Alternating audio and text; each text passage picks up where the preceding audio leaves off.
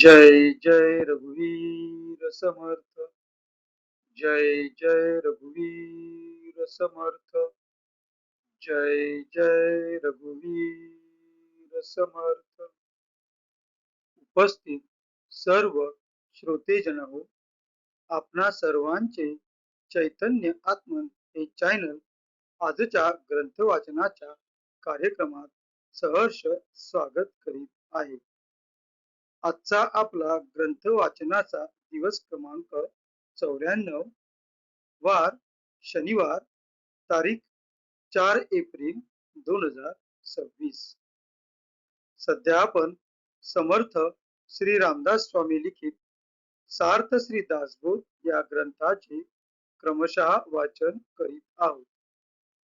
तेव्हा आजचे वाचन सुरू करण्यापूर्वी प्रथम आपण समर्थ श्री रामदास स्वामी यांना गुरुवंदना अर्पण करूया। गुरुर ब्रह्मा गुरुर विष्णू गुरुर्देवो महेश्वरः। गुरुर साक्षात परब्रह्म तस्मै श्री गुरवे नमः। तस्मै श्री गुरवे नमः। तस्मै श्री गुरवे नमः। जय जय रघुवीर समर्थ।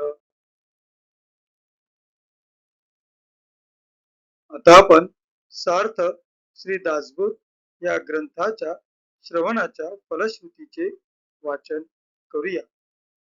या फलश्रुतीचे सुंदर असे वर्णन समर्थ श्री रामदास स्वामी यांनी त्यांच्या सार्थ श्री दासबोध या ग्रंथातील प्रथम दशकातील प्रथम समासात केलेले आहे।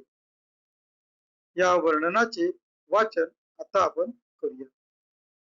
सर्व संशय एकदम नाहीसे होऊन क्रियेमध्ये म्हणजे आचारामध्ये ताबडतोब फरक पडतो।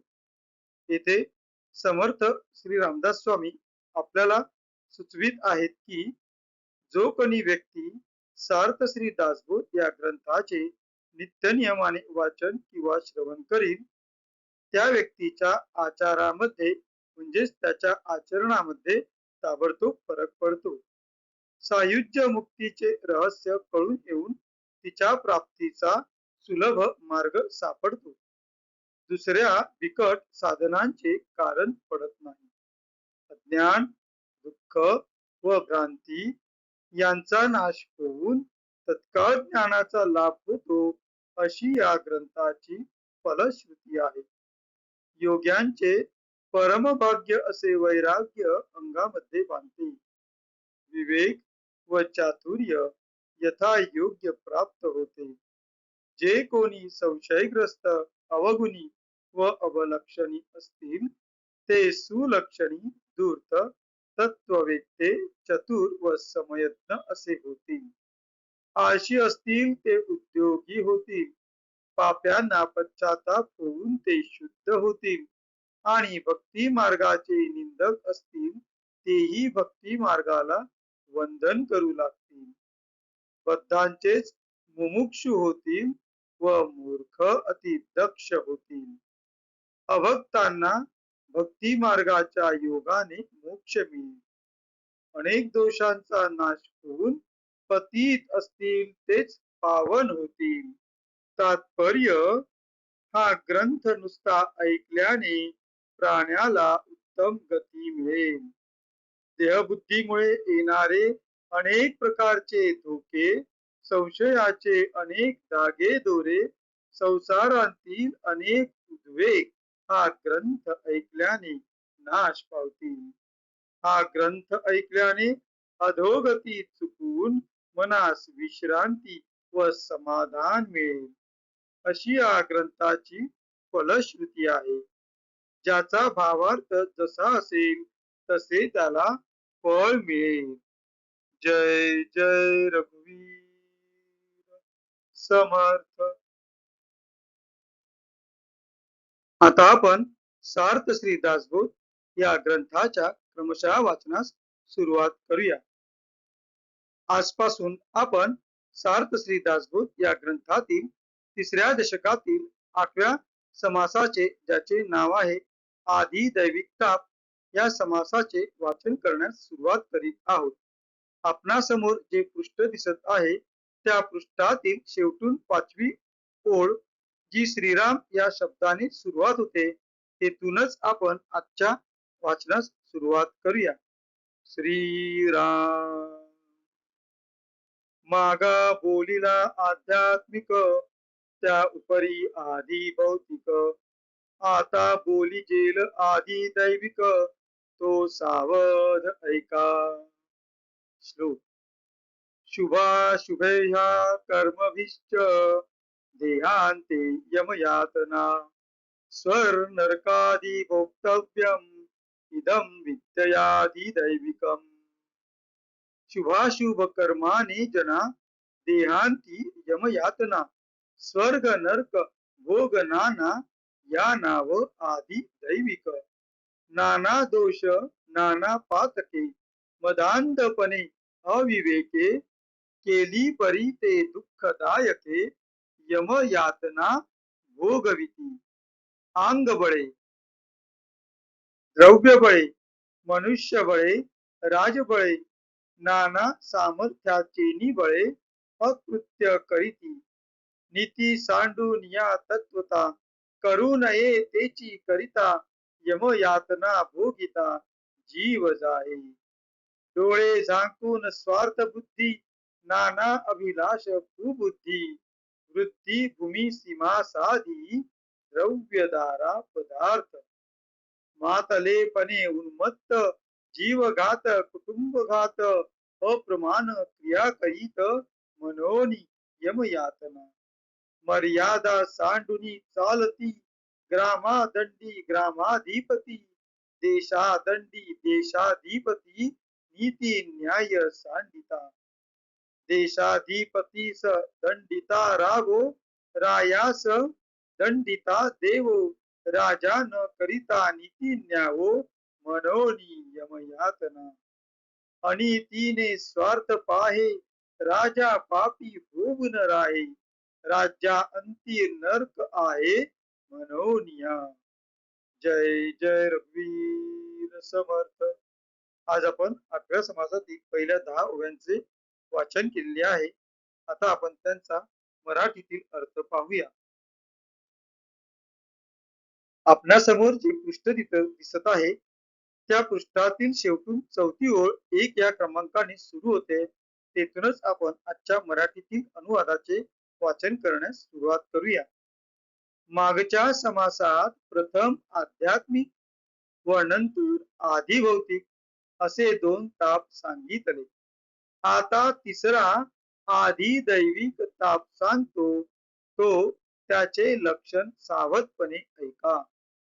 प्राण्यांना आपापल्या बऱ्या वाईट कर्मांमुळे, पुण्यकर्मे किंवा पापकर्मे जी केली असतील त्या कर्मानुसार देहपातानंतर देहाच्या अंती स्वर्ग भोग किंवा नरक यातना भोगाव्या लागतात.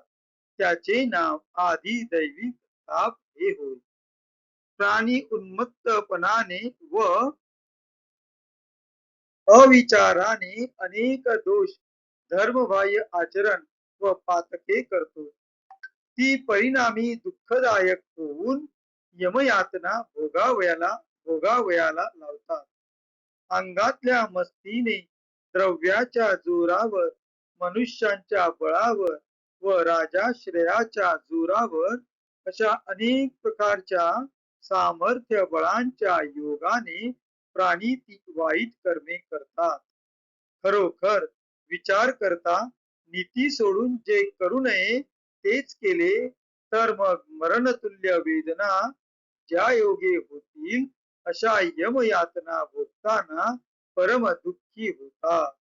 स्वार्थ बुद्धीने डोळे झाकून अविचारी होऊन अनेक प्रकारचे अभिलाष व दुष्ट बुद्धी धरून दुसऱ्याची वृत्ती परंपरागत वतन निर्वाहाचे साधन जी जमीन शेताची वगैरे हद्द गिळंकृत करतात आणि द्रव्य स्त्री पदार्थ इत्यादी हरण करतात. आपली बायका पोरे संपत्ती व अनेक पदार्थ यांचा भोग घेतात. मस्तीने तुफान होऊन जीवघात कुटुंबघात किंवा खोटी नाटी कर्मे करतो त्याकरता यमयातना आहेत. मदोन्मत्तपणाने दुसऱ्यांचे प्राण घेणे किंवा त्यांच्या कुटुंबाचा नाश करणे यात काही वाटत नाही व अशा गैरवर्तनाने शेवटी यमयातना भोगतो.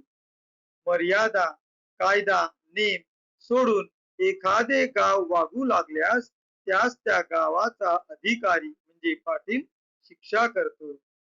देश न्यायनीती सांडून वागू लागल्यास त्यास देशाधिपती देशमुख शिक्षा करतो.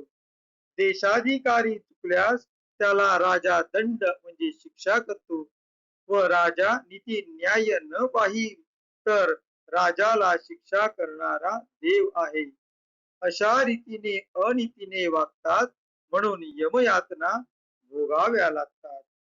राजा नीती सांडून स्वार्थावर नजर देतो व पापी होऊन बसतो म्हणून राज्याअंती नरक म्हणजे यमयातना असे म्हटले आहे.